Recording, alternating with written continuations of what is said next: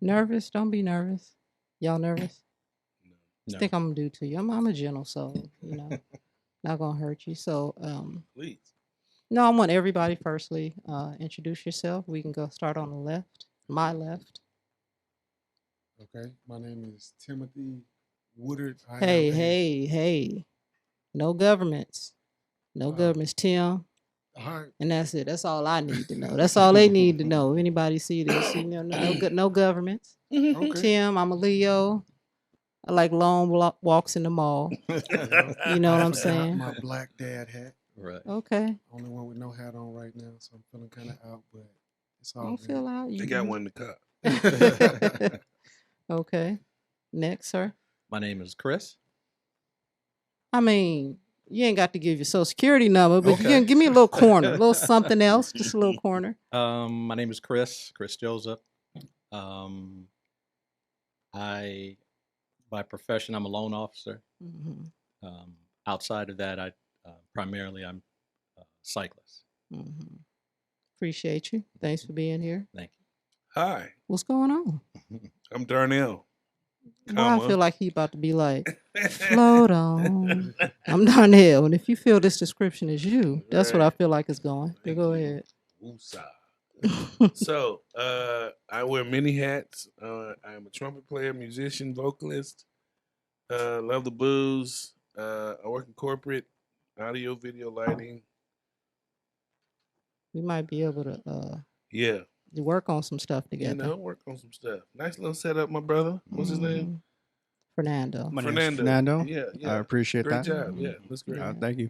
Appreciate you. I ain't even gonna charge you for that thing in your glass. It's just, I appreciate your That time. thing and you talking about the ice? Shit, I'm talking Yeah, about the that's glass. that's free for that's free for the compliment. Yeah, for sure. So I know you guys all know by now. You guys are all dads of daughters. That's why I called you. And I know a lot of guys that have daughters, but you all, I think any conversations that I have with any of y'all, they come up. I see pictures of them. You guys are really involved. Mm. So that's why I reached out to you all. So, firstly, I want to ask my first question is, as a father, do you feel overlooked? Do you feel like you hear such, bad things about fathers, and particularly black fathers? They don't do this, they don't do that. Do you get caught up in that? Do you feel like what you do as a father isn't appreciated and valued? Now, I know it is by your daughter, but I mean, as a whole, what is your experience? I mean, mine's a touchy subject just starting from my own father. Got you. So I have a twin brother and we came in on drum. Really? With my Do you, father. do you mind going into that? Well, apparently my grandfather didn't like my dad for whatever reasons. I really can't go into that, but Okay. don't want to wake the dead. Stop it. But nevertheless, I carried my grandfather's name. Okay. And my father didn't like it.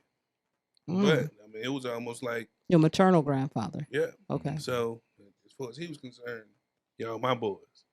And we Okay. were till he left. But my father didn't do what he needed to do either.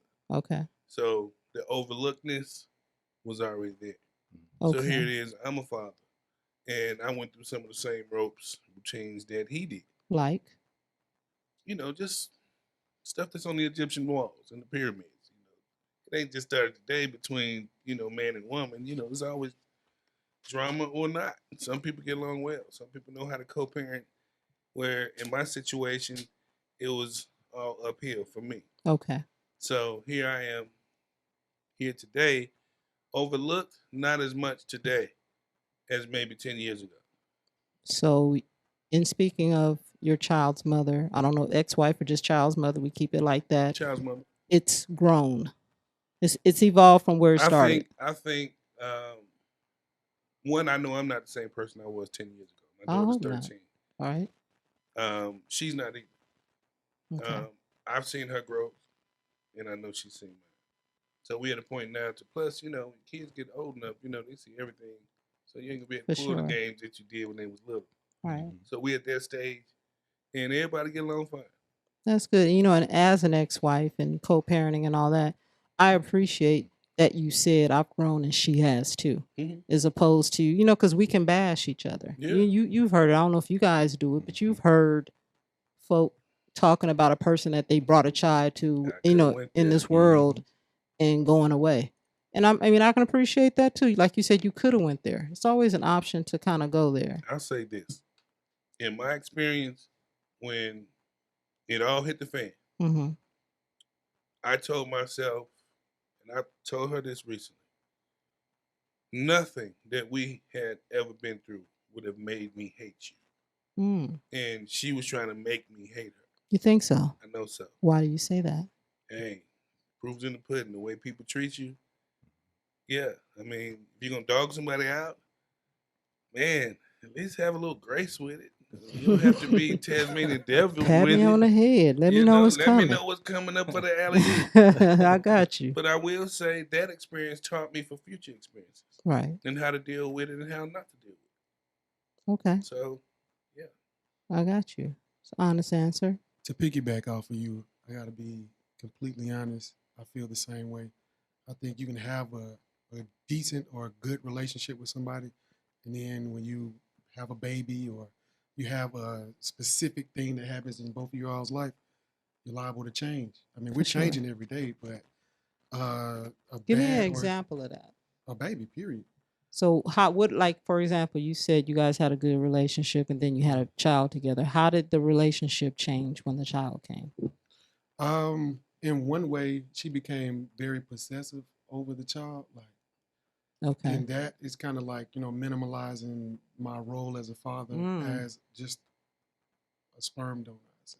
I got you. So you didn't feel like a sperm donor. You felt like a father, and you felt like the things that she was doing was trying to make you just a sperm donor as opposed to what you Yeah. really wanted to be in a child. Mhm. I got that. Which is a father. For sure. For sure. But keep going. I didn't want to cut you off. I just wanted to kind of acknowledge that. Well, like I said, things change, and I get that we are always changing, but at the same time, these events that happen kind of make you feel some type of way about that person. Especially if you're not together and you're just trying to co-parent. Mm-hmm. It's really hard to stay on a good platonic level when you're feeling this inside. And even though you can express yourself in things, but what I had to understand was that when you have a child with somebody, and especially with women, you all go through a lot of things chemically that I can't even understand. So it may not be that you're trying to do this, Mm-hmm. or it may not be that this is your focus, but you're doing it because you're scared or you don't trust me in that fashion. And I had to take that into consideration. But at the same time, it's like, hey, don't minimalize me. For sure. It's walking that fine line between don't minimalize me and I understand what you're going through. And it's hard to try to, get that through people's For heads. sure. I got that. Got that. You touched on something that triggered a memory. So when you asked, do we sometimes feel overlooked as Mhm. fathers? And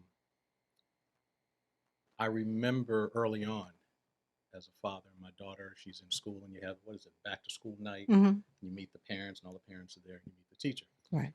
And so I remember for a while, I would get irritated because, first of all, we're coming from a two-parent household.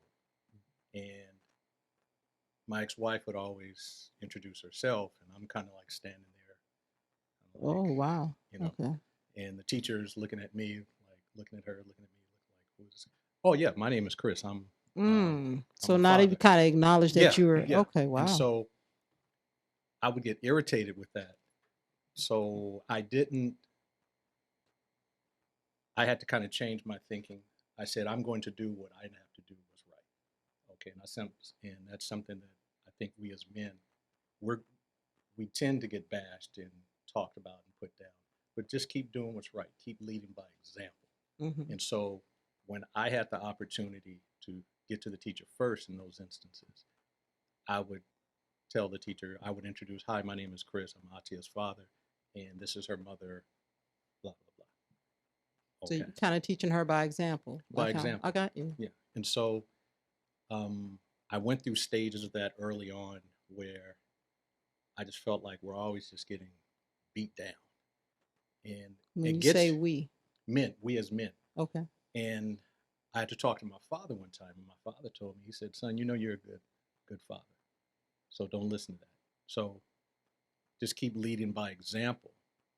And that's all you can really do, because you can't really change someone's thought process about you, especially if they don't really know you. Mm. You don't know who I am, So, but once you just keep leading by example, be consistent, and over time, that can change.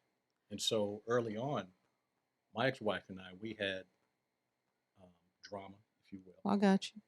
but I've seen it change. Hmm. So whereas now my daughter, she's graduating, got her master's degree, and we're good. Okay, which is where you want it to be, where it's supposed to be. Okay, and then recently my daughter got married, and so we're good. We're hanging out, talking, and this is the way it's supposed to be. So even though it starts off one way, it can change. Okay, so better late than never. It's okay that he's late. That's cool. What we did, My we kind of just bad. introduced ourselves. Don't get too much into government, but drop your credentials. Do your thing. Yeah, well, sorry I was late. That's First off, okay. That's all right. business, but it's all good. I'm Julian. Everybody calls me Juju. That's what I prefer. Straw Hat Goofy on the internet and the social media space. Not only do I work in advertising as a copywriter, I got a nice little side gig as a content creator on TikTok, YouTube, Instagram, like talking about movies, analyzing, reviewing, showing people things that they would never see before otherwise, trying to turn the casuals into movie lovers, For sure. yes, that type of thing is my passion. It's what I love. It's what I've always loved. And blessed, being blessed to do it every day, like so many people always hit me up like, "Hey man, I never saw it this way. Like you made me fall in love with movies again." Like, it's just kind of like crazy to see the growth over the last couple of Right. years and like, just social media, and I love it. I always say that, Okay. like, it feels good for somebody. We were talking like when I have women here, they were talking about the bad boy. Who likes the bad boy? We had some good conversations because the men were like, ask the women why they like the bad boy. And so when the women got here, I was like, why you guys like the bad boy? And they all gave their reasons, and they asked me, and I was like, I like nerds. I Right. do. I like, there's a passion in there. I want to go get it. We out You here. know what I'm saying? Yeah, I we out know. here. So, I think that, like, you might think that your passion with movies, Mhm. nobody gets, but Mhm. there's people out there like, yup. Yeah. And then you're passionate about something. Like when you guys came in, I was like, both of you guys cycle. That hit me, right? And when I saw you guys sitting next to each other, they both cycle. That thing. And then, and he's from Texas. I'm getting into it. I'm getting into it. I'm feeling you around. He kind of closed off, but I'm gonna open him up a little bit. We gonna open him up. But Chris left off talking about teaching by example. I like that because he was speaking about being in a space with his ex-wife, and for example, they would show up at like a conference or an open house, back to school night. Back to school night. What back to school night, and kind of describe what you said to us, so Julian can hear you about like when you both would be standing there and she wouldn't acknowledge. Well, Yeah. we were talking about, do we feel as men that we are, what's the phrase you Like used? overlooked. Overlooked. Thank you. That like we're overlooked. So I gave the example of back to school night. Both parents are there, two-parent household, and you meet with your your your daughter's teacher. Yeah. And so I was never introduced, even though I'm kind of standing there, kind of Right. like, hey, do you see me over here? And then I would have to jump in like, oh yeah, I'm the father. So it irritated me for a number of years. So when I had the opportunity, the thought very briefly did cross my mind. I'm just Mhm. going to introduce myself, get I wonder why Yeah. you didn't do that at the time. her. Growth, maturity. Okay. It just came at a time when I had to think, what's better for my daughter? Mhm. Got you. Okay, so they're in the middle, and so do what's right, Right. I- and in leading by example. There are going to be some people that see you leading by example as a father, and maybe that will kind of dispel some of the thoughts or myths they had about us as men, as fathers. Right. Right. You know, I wanted you to repeat that because to me that I see a problem there. And I see the problem in one of the reasons why we're doing what we're doing is talking because I know what I don't know, but I can assume what you would have received back if you would have said when you guys got home or in the car, like, why didn't you introduce me? I know what kind of conversation that probably would have facilitated. It probably would have been like, well, you standing there, you could have said something yourself. Or, you know, something like non accountable where she probably could say, you know, you're right, I wasn't even thinking about it, XYZ. I think that's where maybe I'm not gonna say trauma, but maybe how we see dads and how we see, you know, our partners. That was her bad. And knowing probably 50% that she would acknowledge that was her bad, or 50% put or 100% put on you. Why you didn't say something? You know what I mean? And to me, you said you dealt with it for a number of years, and to me, that's where resentment builds. You understand what I mean? And you don't get over that. So what I'm hoping is that wherever this goes, whether it goes in my laptop, and I know somebody like your ex-wife, I say, you need to read this, you need to hear this, and I'll put it on, or to know it's belittling. Right. It's Yeah. very, it's very belittling. And before you spoke about your father, and you know what, you jumped. I have some questions, and you jumped way ahead. But since you brought it up, I want to ask you guys: does how you are fathered affect how you father? It Big looks like you time. want to go Mm. first. Or lack thereof, you know. I'm gonna be Okay. honest with you. We can go one by one. My dad is one of the most amazing, most incredible, most lovable, most awesomest people I've ever met in my life. He made me want to be everything that he is as a father, as a man, as a everything. So, um, yeah, I think about it sometimes. And I mean, he wasn't perfect, but he was there. He was encouraging, and he loved me, man. And that was really all I needed, you know. So that's the same way I am with my daughter. I mean, it's a different because we're different genders, but as a whole, my father was awesome, and I try to follow in his footsteps. Got you. Now you said lack thereof. Do you mind speaking about Oh that? yeah, it's no problem. You know, it's part of who I am. Like, I didn't really grow up with like a mainstay father figure. Like me, like my father was in prison most of my life. He got out. He was in prison when I was a baby. Got out when I was in about like third grade or something. And went back in like a year later. So you know, the only father figure that I really had in my life was my uncle, who you know, he married my aunt, and you know, I was really close with my aunt and everything. Like I was there for the wedding. I remember it all. And but for the most part, the woman who raised me was my grandmother up until I was about 14. And then she moved to Fresno, and for me to stay, I ended up moving in with my aunt and my uncle. So it wasn't until I was 14 and kind of like already like fully formed, like mentally, Mm-hmm. until I actually got a father figure, you know. And but even then, like he kind of gave me, you know, that guidance that, you know, all young men should be looking for For sure. in order to, like, you know, help me like be who I am as a man in life. You know what I'm saying? But my life, my at least like my younger days are peppered with kind of like father figures that I would like look up to, you know, like basketball coaches. Like I had multiple basketball coaches that I looked up to as father figures. You know, I had a couple teachers, you know, that would like, you know, take me under their wing and things of that sort. So uh my current mindset is kind of like an amalgamation of like a bunch of different lessons that I've learned from a bunch of different people. Mm-hmm. My uncle has like the biggest piece of that. So, and he and I are like still very close to this very day. Like we talk like every other day, like on the phone and whatnot. He lives in Texas now. But in terms of how that makes me the father that I am to my daughter, who's 4 years old, you know, in a way, it's me kind of in like uncharted territory, you know, because again, all these other father figures that I've had, like I haven't seen how they were with their kids. I only know how they were with me and other students.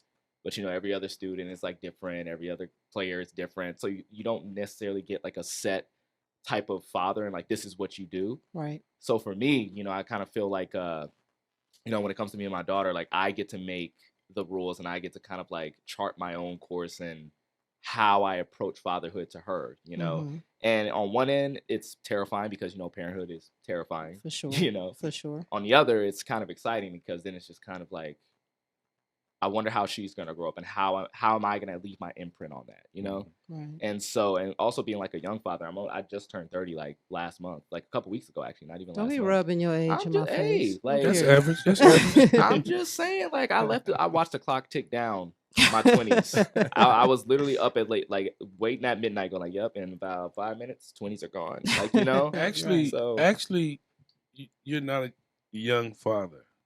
When you think about it, You're not. When I think about it, yeah, 30 yeah. years old, that's seasoned. that's good. That's a good Yes. age to If become a you dad. had a kid 14, Yeah, 18, yeah, you know, you barely know you.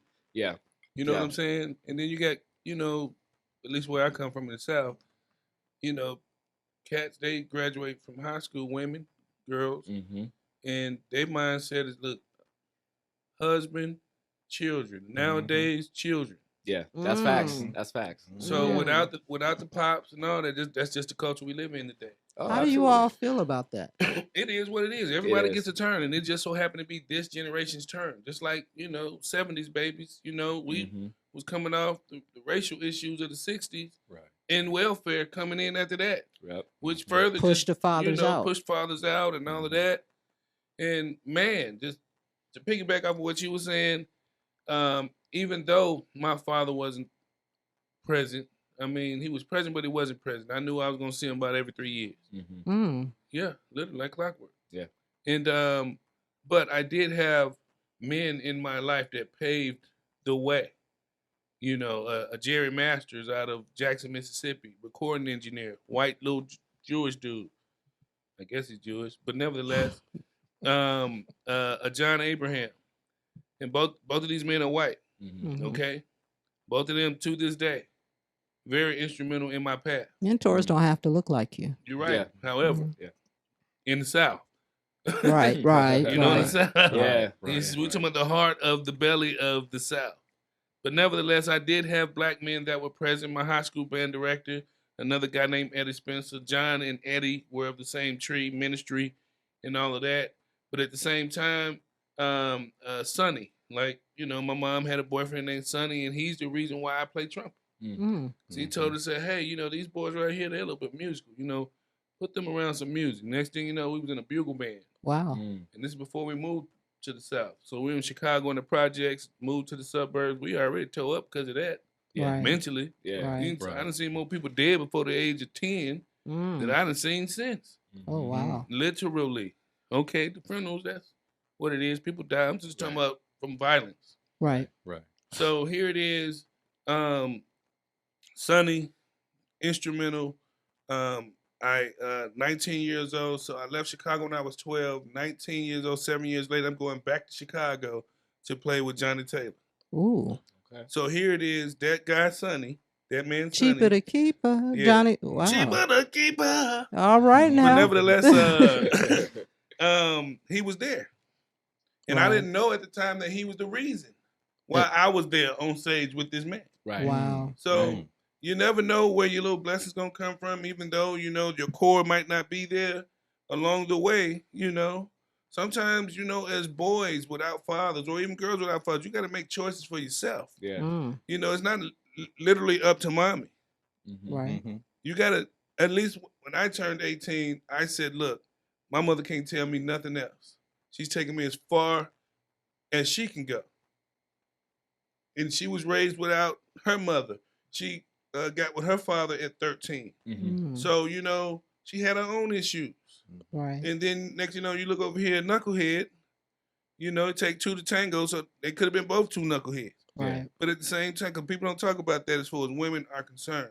They don't, but Then- you can talk about it now. Okay, great. You can talk about it But now. I don't want to take up all the space, so I'll pass the baton. Well, let me Okay. jump in here and say one thing. I think what you pointed out earlier was that, you know, you had mentors and things of that nature. My father is a mentor to many through his church, through his neighborhood, and he emphasized the importance of not just doing it for your family, but doing it for our culture. So he's got hella God's kids Mm. and, you know, just a lot of people that he's in their life, not necessarily because, you know, they need it, but just because they're around, you know, Yeah. and he's just a good, decent person.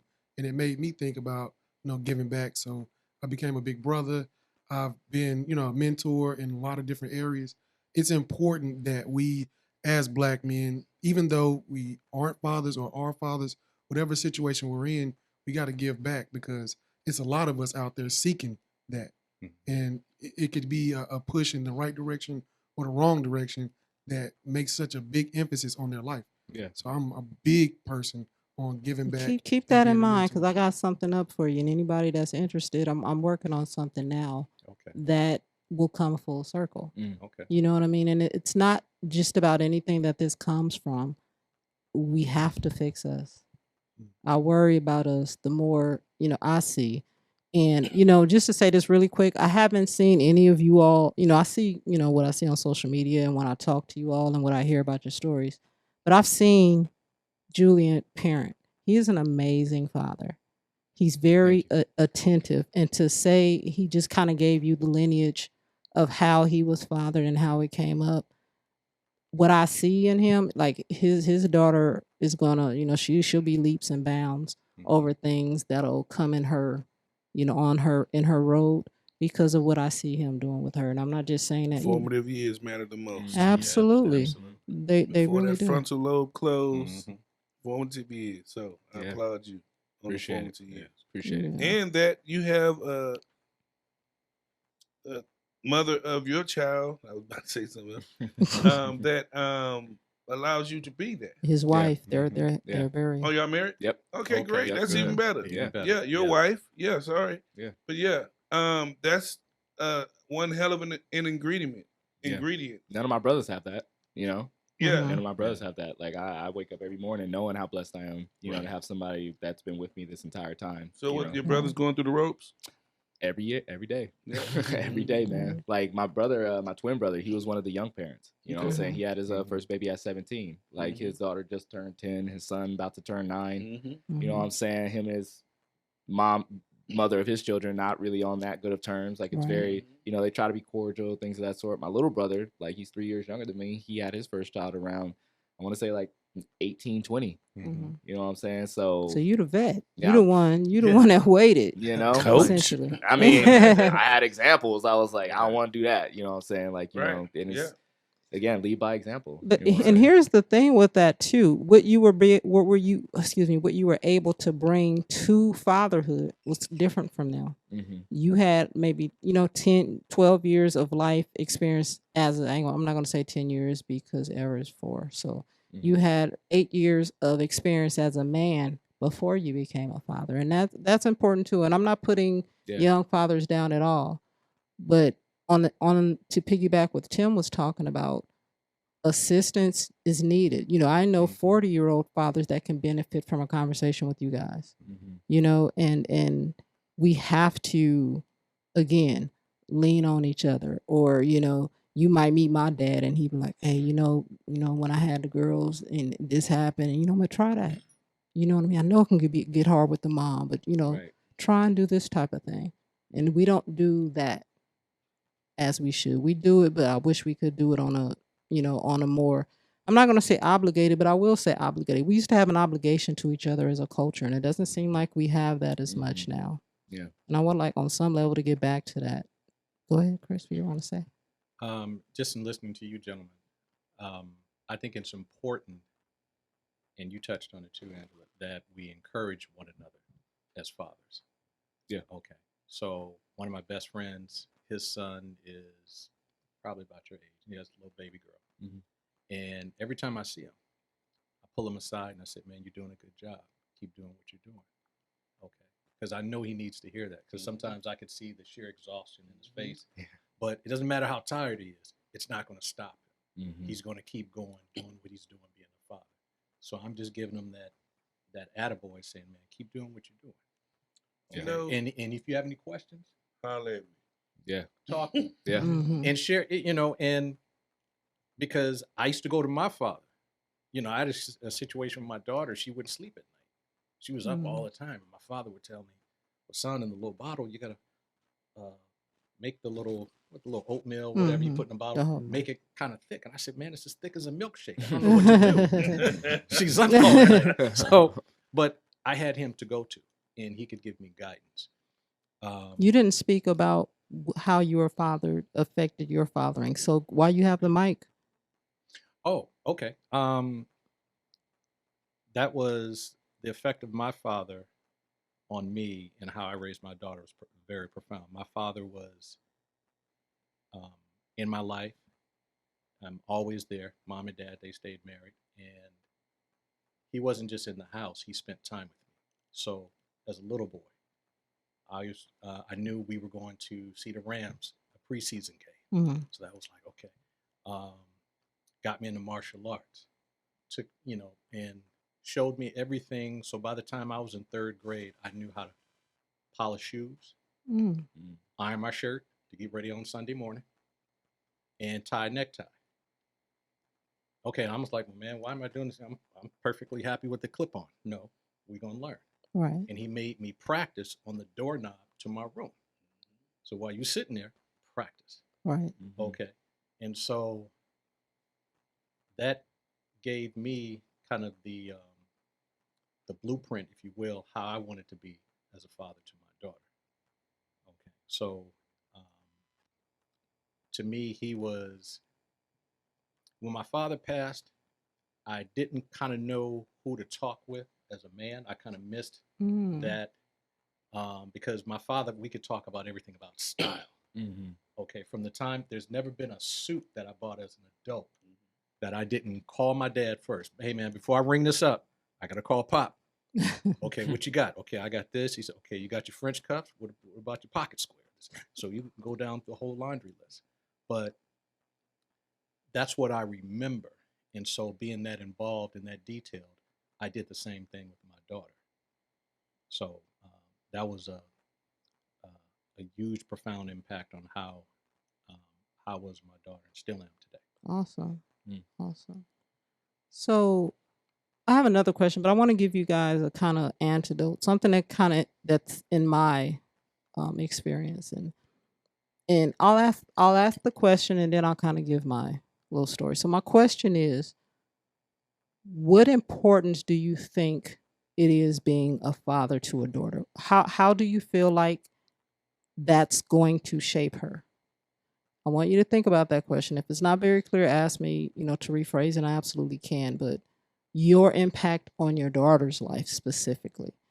So, and I joke about this. I probably 10 years ago, I had a friend, her and her husband invited me to a party, and it was in like Black Beverly Hills, it was like Ladera or something like that. And I joke about it. I said, "You guys invited me to this light skin party," and I said it because everybody at the party was just of the lighter hue. Everybody. I went into this house and it was just this amazingly big. Yeah, all second The on second bid, on bid. on bid number 2, and I've been in LA all my life. Well, wasn't the chocolateness got to introduce herself to the room. You know what I'm saying? I walk in there and I appreciate it. I was waiting on them to come. They hadn't come yet, so I was walking around, feeling my way around. Went to try to use the restroom, but there was a line.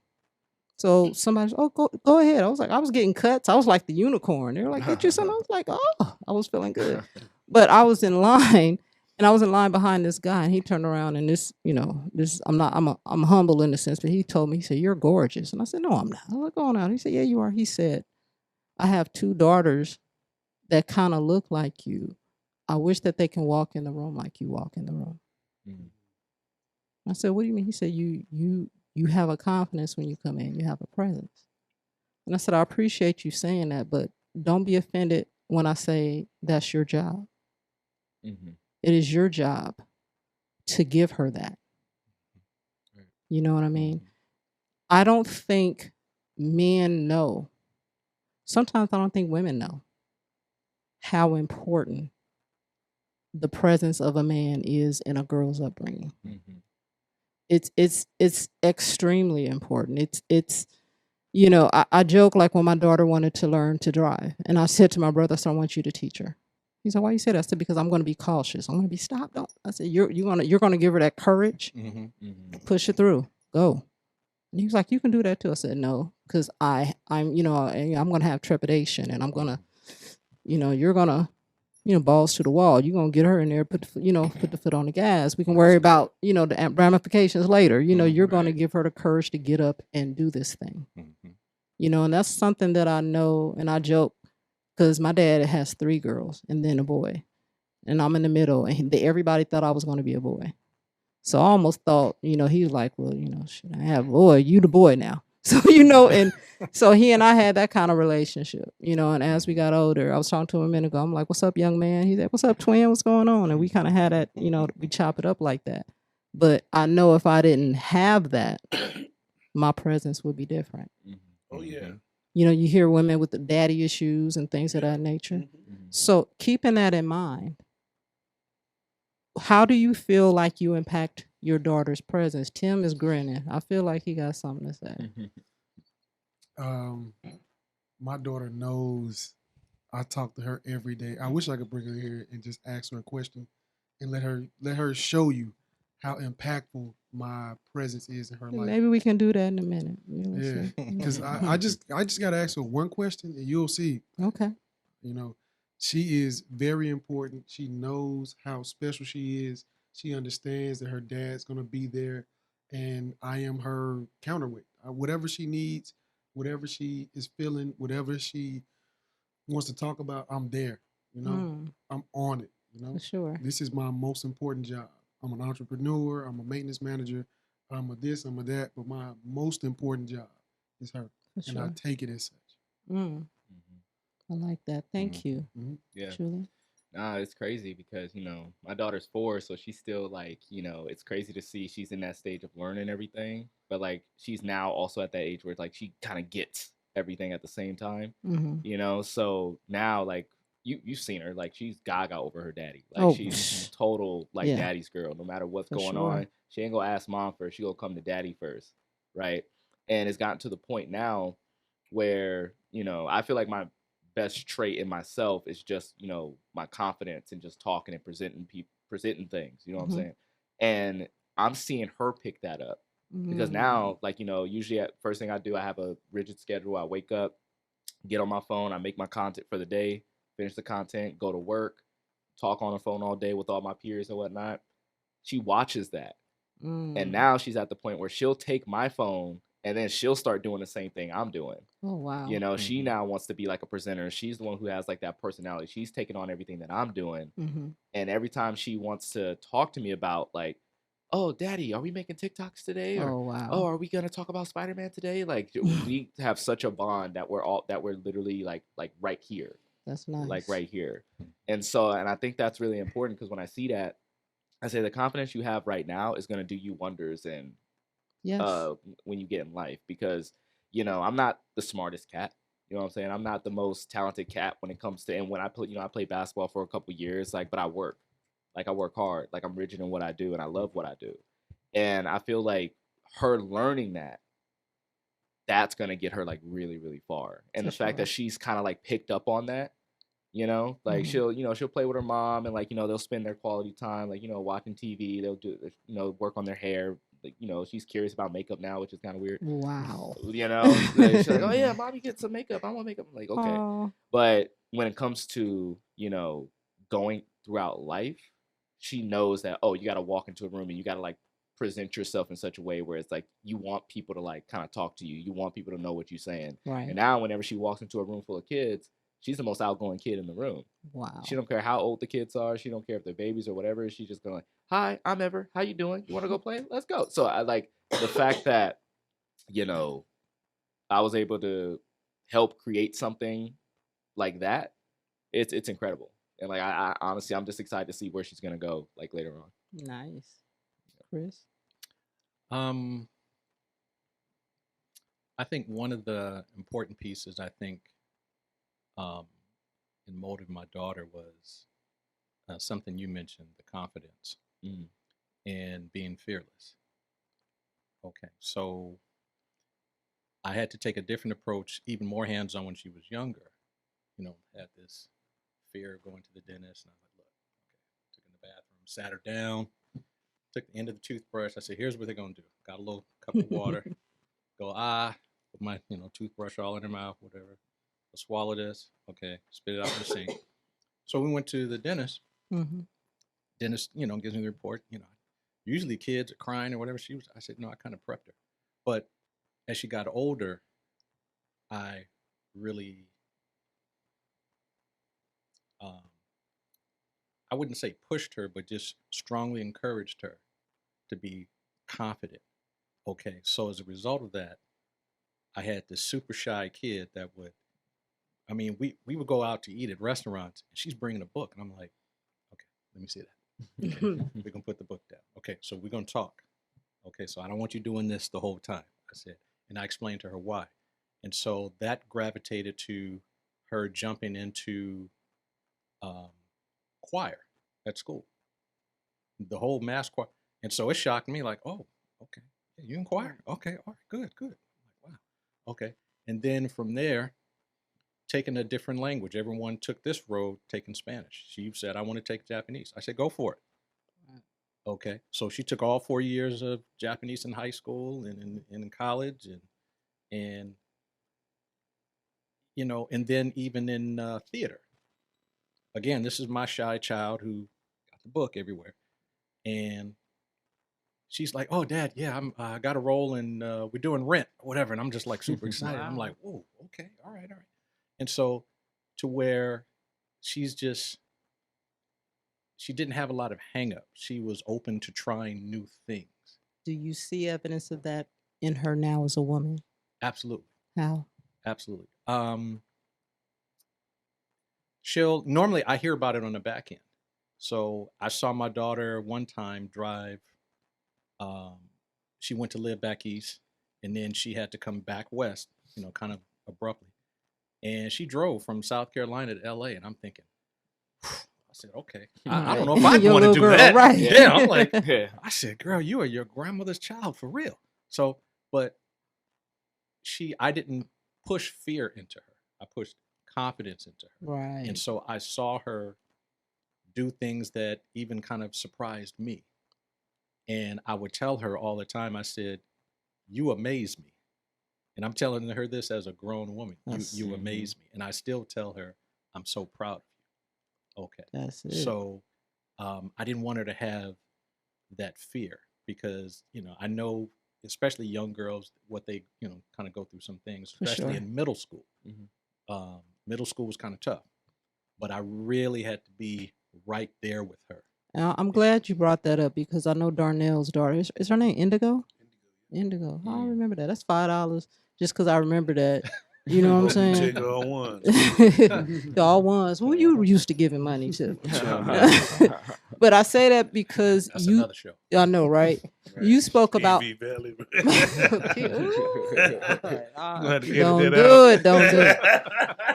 You spoke about her being in middle school. Yes. That is crucial. I know you guys as men, you know, there's an age where it inverts as far as the confidence of a boy and a confidence of a girl. There is an age where it inverts and the boys become more confident and the girls dry up, and that's the age. You know, it's kind of when the discovering of self and the discovering of the opposite sex, if that's the route you go, same sex if that's the other route that the child is on, and that be quiet, and that creates anxiety, and it creates, if you don't have a person to help you talk through it and be through it, it can create lower esteem and lower sense of self. So that age, and I know your daughter is at that age now, and that is paramount because going into high school, you have this another thing in junior high called, you know, the mean girls and the girls, cliques. the cliques, for sure, and the ones that don't know how to bring someone that's on the outside in, but rather be, you know, a bully towards that person. Right. How do you feel about how your, and I'm going to take these bangles off. How do you feel about your daughter's development and your effect on her as a young girl? Well, mine is different, pretty much in the regards of we live in different states. From her birth, it was bumpy. Okay. So, you know, just plenty of drama to go around for everybody. And pretty much I just had to learn to let her mom have control instead of me trying to be or think that it's supposed to be a certain type of way because I'm the daddy. Let me ask you really quick, and I want you to stay on that. Why did you feel? Who did you feel it was best for to give her daughter, her mother, to control? My daughter. Good. Okay, that's what I wanted to figure out. Okay. I mean, we just had bumpy situations. You know, the effect that I have on my child is primarily is that even at 6 months old, and I'm holding her, she don't understand that there's dynamics in the house. Maybe she did, but yeah, I would just tell her like, hey, Daddy's gonna always be here. You might not see me every day, but I'm gonna be here. This is 6 months old, and here it is from them 6 months on up until I had her again at 4. I called her every single day. Now imagine talking to a 6-month-old on the phone. You got to do all the talking. Right. So when you hear them inflections or Google, I go, oh, she heard me. She say something. The next thing, one day she said a word. I'm like, okay, we making progress. For sure. And so now here we are. We still living apart. She actually lived here for a year. The grass wasn't as green on the other side. And okay, I wanted to show her that I'm here. Regardless of what's going on between me and her mother, she needed to know that, hey, Daddy That's important. can count on me. She's going to grow up and look back on this and become a woman of her own. Like, man, Mom and Daddy was going through bumpy patches and Daddy still let us come. Right. Right. But at the same time, when it was time to go, I was ready to not be cohabitating with mother, not my child. And here it is now. They're in Austin, been there 3 years. And, I still stay in that same touch. I still call every day. As a matter of fact, there's a show on HBO called Euphoria. Oh, yeah. Been watching that one. Yeah. Look, I saw the first 3 episodes last night. I'm like, Bruh. damn. I'm gonna have to watch it. Indigo. Yeah, I think I I'm think like, I- girl, when she said yesterday, she said, yeah, Mommy might not like me watching it. And Oh, she watches it. oh, she's on the second season. It's a hard watch, and man. it's Telling you. and but then to me that movie is like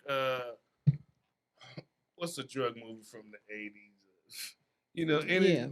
Weird Yeah. Science. Oh, yeah. All those movies. Ooh, Weird Science. Yeah. Ooh. Love The Weird Breakfast Science. Club. Way back. Yeah. Oh, you're the- talking about John Hughes, man. Right. You get into that. Yes. but it's a total different deal because Euphoria is really showing you what teenagers really do. Yeah. Yeah. I'm gonna have to watch it. Oh yeah, they get down. And I'm sitting here, I text my daughter this morning like, yo, we need to talk about this Euphoria. Yeah. Wow. And Hey. I can't say what I said, but it's nudity like crazy You now. can say what you Bro. said. Oh, okay, I can do that. Yeah. I said, Indigo, you done seen Mo Yeah. in one frame of a movie And they hold episode. it. And they hold it. They hold Freeze it. frame. Everywhere. You know what I'm saying? And I'm like, damn, it's done. Right. Yep. That She- door is open. She is on my side. Yeah. Mhm. Now I can talk to her the way I need to talk to her, Good. which is straight up. But Good. she's, Daddy, why don't you and your sister get along? Because over the holidays, she think, Daddy, you're the one being mean. I'm like, you just don't know. Yeah. So I had to explain her the dynamics and how we was raised and all this other stuff. But for the most part, the grooming of her long distance is she know that I'm the man. That's what's up. If she pick up the phone, when you coming? Click, I'm already there. That, ooh. So even though it's long distance, even Mom, she had to get her stuff together. Because you can't play the same game that you was playing Right. Oh no. when she was a baby. Now she see you. Mm-hmm. I told my daughter, look up the word narcissist. I know what narcissist means. Well, look up the traits of a narcissist. Check that box. Do that for Daddy. Now- I ain't gonna say what you were suggesting. I know wasn't what you were suggesting suggesting. anything. Right. But I wish I had known at 13 years old what a narcissist is. Mm. I did not know until I'm in my 30s. I got you. So you were kind of wanted her to kind of be up on things. I that want you- her to be up on things I that I got wasn't it. up on. I Yeah. got it. You know, because Yeah. sometimes you might be raised by a narcissist. I got Go it. figure. Mhm. I So, got it. sometimes both your parents might be a narcissist. Yeah. I Yeah. ain't never wrong. You know the old terms, you know. I'm always right do sometimes. right. I'm always right. Because I says so. Do Yeah. as I say, not as I do. Yeah. That's the most narcissistic thing you can tell a child. Yep. Yeah. Yep. Because it's setting them up to not be confident. Yeah. That's a big setup. So, me personally, I fought through that. You know, just for my own manhood. Mhm. When you Right. in a house raised by a woman and that's it, and she the boss, and the boyfriends come and she still the boss. She ain't relinquishing that power to him. I'm still the, don't you say nothing to my kid. All that. Yeah. Ooh. Yeah. So when it comes to my own child, I don't let mommy dictate that. And the only thing I got to do, I don't have to talk to you. I talk to Indigo. That's it. And once I figured that out, then everything got better. I feel something going on this side. I feel like Come he on. want to say something. Come I feel on. like he want to say something. Get you some. It took me a while. My daughter's 4, and it took me a while to really understand that in order to better my relationship with my daughter's mom, I had to get away from her. I couldn't keep doing all this sweet stuff and, you know, trying to do this and, you know, try to make sure she was straight. I got to let her be what she need to be. And you just kind of, you know, pretty much just put it plainly. That's maturity. It took a though. long time for me to stop, you know, romanticizing our relationship as parents, as co-parents, Yeah. as a lot of things. I had to just let it completely go and start over and, you know, build another time, but, you know, stay in my daughter's life. And I think that's a reality that some people just don't get to.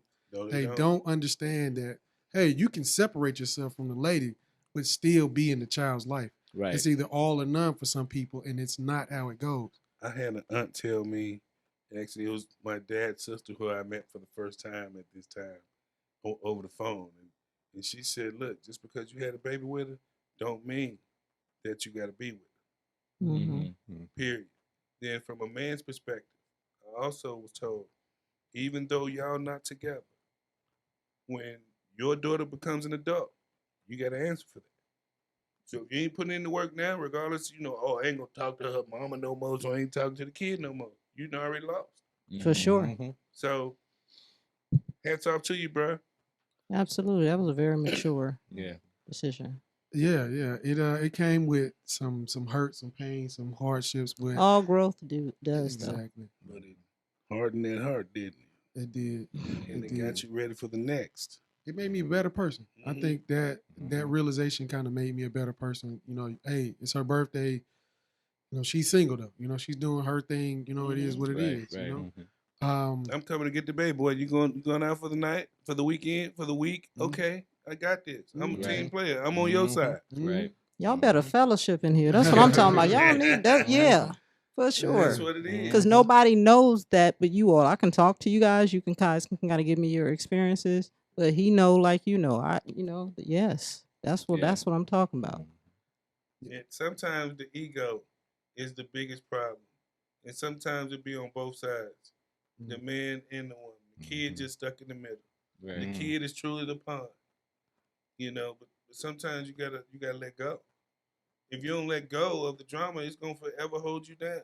Next thing you know, you look up your child 10, but y'all still acting like you was 10 years ago when you had the child. And that affects the kid too. That affect big Oh, time. for sure. Yeah. Yeah, because then by the time, you know, you do come to that realization, the kids start thinking it's their fault that it happened when it's not really the case. Yeah. Right. You know, it's between the two adults. You know, even if the kid wasn't around, a relationship's a relationship. Yeah. Right. And when you're trying to break off that relationship, you're gonna come with those pains and those hurts and things of that sort. And sure. children grow up on you now. And get their own Next thing you know, opinions. they get their own opinion. Next thing you know, they sizing you up. Exactly. You Yep. know, for instance, my daughter said, y'all just need to stop arguing all the time and screaming at each other. Now she's Aw. hating at this time. Yep. And then, you know, we got to look at each other and be Yep. like, They become that neutral party that make you go Right. like, oh well. Right. Yeah. You know, and not just any neutral party, but they're like the neutral party because they're literally a product of you and her. Yeah. Absolutely. You know what I'm saying? So they got more insight than anybody. They got more Yeah. insight than your friend that you're gonna ask for their opinion on. Like, no, Children they've are the seen it. greatest politicians. You know? Because they're going to use you against the other. Yep.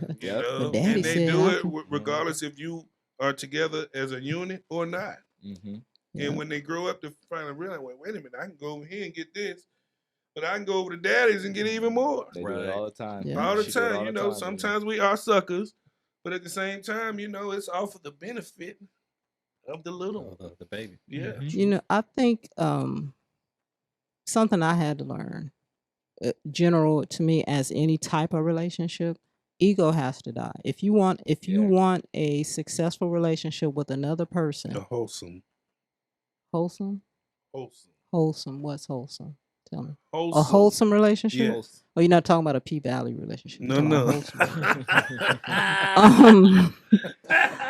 But I think, you know, any relationship is an exchange of ideas, information, your space with someone. And if you want to be in a trusting, good relationship, that has to go. If it's co-parenting, if it's, you know, your relationship with your child, I'm not even gonna have to say it has to die. It's secondary. Mhm. And because of that, I think one of the hardest things to learn is that, you know, I have this thing about taking myself out of things. I have to take myself out of it to get a clear view of what I'm looking at. And as me having to co-parent with my ex-husband, you know, I don't badmouth him to my child. Mhm. He's there when they need him. He's there.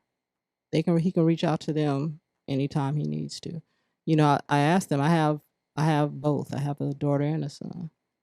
And, you know, they'll tell you. There's some interesting conversation. Well, how can I do better? Well, you know, you can do X, Y, and Z.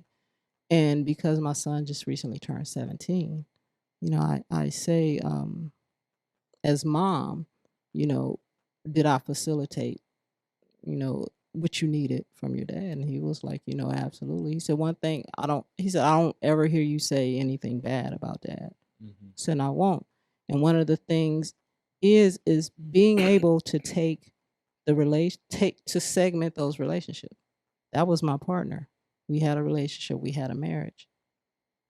Now that's my co-parent. You are my son. He is your father. He's not your husband, ex-husband. He's your father. Mhm. So any insight that I have on him as a man, the majority of that is as my husband. What does my son have to do with that? Yeah. What does my daughter have to do with that? You know, and I give you one further. I asked you guys about your effect on your daughters. You know, out of the three of us, my divorce affected my daughter the most. Mhm. You know, if my husband was up, she was up. He wanted to go somewhere, she was right there. You know, like you said, Ever's a daddy's girl. You know, Alex was a daddy girl. You know what I mean? So, you know, she began to stutter.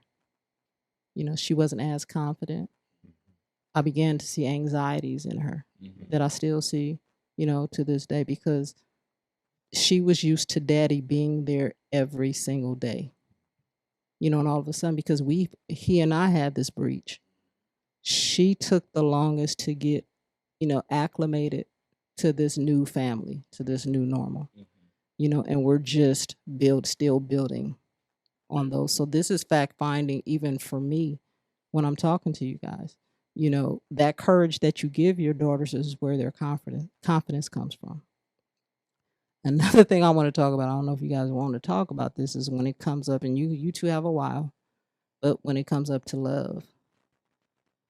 And you might not have a while because you guys have dated and you know life, and you've come across women that, you know, they say that, well, you just, I already know over here. I already know that, you know, you joke about, you know, she got daddy issues, you have issues, and kind of even the way that she interacts with you. You're like, why are you so something? Why are you so maybe aggressive, or why are you so non-trusting and things, you know, and she might have some things to say, but in regards to those things, I want you guys to think about your daughters in love, and what advice would you give her about love? Okay, one second. Do you want to come in now? Oh, like for the fathers in the room, you know, I'm 26. I've I've known girls like for a while now, since middle school and all that stuff. Dated girls. I've never met a girl's father. Mm. Never met a girl's father. So all the women you dated, were their fathers at home? No. Wow. That's telling. I think about that. There was something that used to kind of happen. Like, I know I'm old as fish grease. I'm just letting you know. You know, old as soap, ivory. But You ain't that old. Come on. well, you know, I don't know. Don't tell. You ain't old. Don't Stop say it. nothing. But young old. you know, a little corner. Got a little corner. But back in the day, there weren't these, right? So my dad had 3 daughters. I'm the third. I'm sorry, I'm the second of 3. I'm in the middle. I'm the middle child syndrome, Marsha, all that stuff. And then the boy came later. The boy I was talking about, I was raised like the boy that didn't come. Then the boy finally came and he was like, but I say that to say there was a filter barrier. And this is what I mean. If a boy liked me and I gave him my number, he had to contend with who answered the phone. Yeah. My dad, filtering process. And who is this? You know what I mean? He knew not to call after a certain time. I knew that I was going to have to account for that boy that called. I didn't have this. You understand what I mean? Yeah. To me, that can be to your detriment as a father because they got that way to get at her. If they don't have to come through you anymore. You understand what I'm saying? And I think that I feel like you were going to say something, but I think that that's a tool that we don't have anymore. So you kind of have to take the initiative to, okay, and who you going out with and who is this person? But what I think is that you guys have a certain relationship with your daughters. They're going to come to you non-solicited and say, Daddy, this guy, this and that. Yeah. And she's going to give you the opportunity to shoot her with those questions. And she's going to be prepared to answer those. That's happened recently for me. Oh, okay. And she's had the phone now since she was about 8. Mhm. They wanted to have it, but I'm like, I'm tired of calling your phone. Get up. Right. So recently, little boy she was hanging out with, her and little girlfriend and this guy, they had went out. You know, her mom said, well, that sounds like a date. And I'm like, well, let the girl go. And so the guy don't speak to her no more. And she said he's dating the other pretty black girl in school. And I said, now wait a minute. Let's go back here. Now look, we got to remember who's the beautiful one. All right. Okay, Right. let's start with you Right. first. You put yourself first now. Okay, she might be cute now. Okay, both y'all black and y'all both beautiful black queens, but you are beautiful. For sure. I said, now this guy, he gonna look up and you gonna be a senior in high school and you gonna look totally different than you do now. You're gonna graduate college and you most definitely gonna look different It always than you do happens. Mhm. now. It And always happens. I'm telling you, it's gonna come back. He gonna see you and he gonna wish. I said, you gonna remember too. Just don't let him come back. And that's the You missed thing. out. Yeah, Yeah. don't let Missed him out. come back. Yeah. That's the thing. I grew up on both sides of that. Like I remember, like Star and I have been together 11 years, like together. We've been married for about to be 5 in 2 weeks. But I've known her since she was 14, and we actually dated for like a summer right before we went into high school. So I was that call to house. Oh, her dad pick up. Oh, it's Julian. Like I'm just trying to talk to your dad. Well, you can't call right here. Yeah, you that know? sound like her dad. And you know her Yeah, dad. So you yeah. know, oh, you can't go. Why you calling the phone right now? You know, hang up and whatnot. But I've been knowing her dad for like 11 years too. Mhm. You know what I'm saying? And you know, like being in high school and you know us dating, like you know, you gotta. It's almost like you're living up to the father, while at the same time, like you're kind of like competing with the father at the same time. You know what I'm saying? So it's like a competitiveness, right? Like you hear all the time how girls be like, "Oh, I like him because he reminds me of my dad." Right. Like he reminds me of my dad. That's why I'm into him. Or I like him because he's the opposite of my dad. It's always based on the perception of the dad, For sure. right? And I feel like I'm on the opposite end because I'm the complete opposite of her daddy Charles. Like I'm the complete opposite. Yeah, you know. First of all, I'm opposite because I'm opposite. ain't me. You know, Right, I'm just saying. When I met him, I was like, it was hard to think like, oh, are we gonna get together? Because again, he's a very like he's old school. He's hard shelled. Like he ain't one for conversation. You like was I am. coating. You was Yeah. coating. Yeah. Mhm. And at the same time, he didn't care that I was around. He was just kind of like, as long as you stay on my way, like it's you ain't got if you ain't got no problem with me, I ain't got no problem with you. That was the whole thing with us. Right. But you know, my wife and her dad have a very complicated relationship, like very complicated, and so It sounded like it just. just Mhm. you know, and this is just me like outside looking in. Like obviously, like I won't know the ins and outs of unless she tells me, right? But from the things that she tells me and from the interactions I do see with those two, it's a very complicated relationship where, you know, there's not a lot of trust. They're just now starting to get to a place where they're, you know, where they're good. They call each other all the time. They talk to each other all the time. But, you know, those first couple years and even now it's rough because, you know, I feel like I'm paying for mistakes that her dad has made or things that her dad has said to her. So, you know, in a marriage, you know, there's like, you know, times where you gotta compromise and let each other know like what are the ground rules, especially when you start living together. You're just like, hey, can you do this? Can you do that? Can you do that? My wife don't want nobody to tell her nothing. Nope. Like at all. So you know. She don't want nobody to tell her nothing. That's because her dad always told her what to do. Let me Like, tell you you know, something so too. Let me share something with you. Yeah, it's a hard word because the first word I would say was a corner, like a side like my play cousin, mhm, a play cousin to jealousy. mhm, You, she almost probably sees the kind of dad she wanted on how you father her daughter. Do you mhm. understand what I'm saying? Yeah. You're probably being all the things that she didn't see, some of the things that she wished she would have experienced from dad. So I'm not saying like like a play cousin to dang, why couldn't I sit up and chop it up with my dad like you do. I know you and Ever will have that. You guys already have Right. that type of, intimacy as a father and daughter.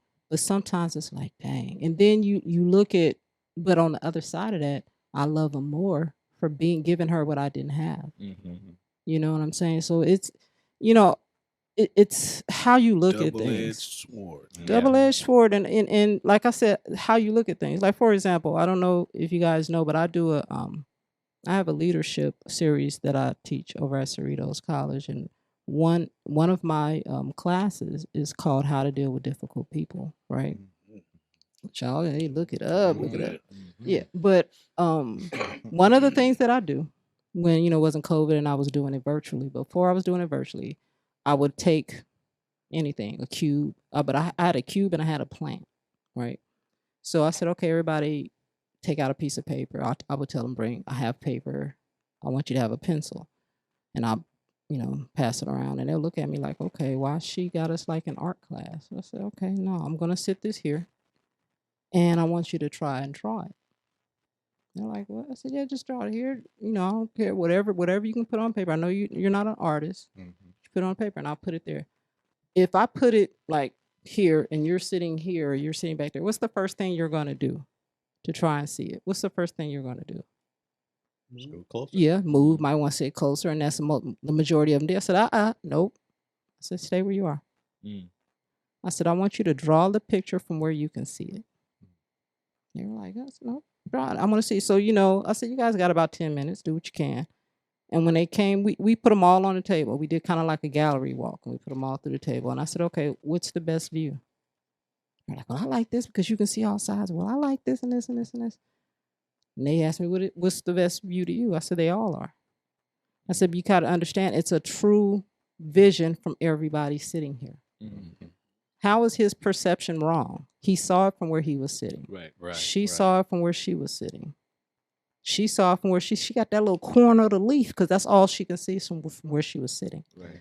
So I tell them, when you're faced, excuse me, with a dilemma or a conflict or anything like that, before you jump back and attack and want to spill and drill somebody with your side, I want you to think about that real quick. Mhm.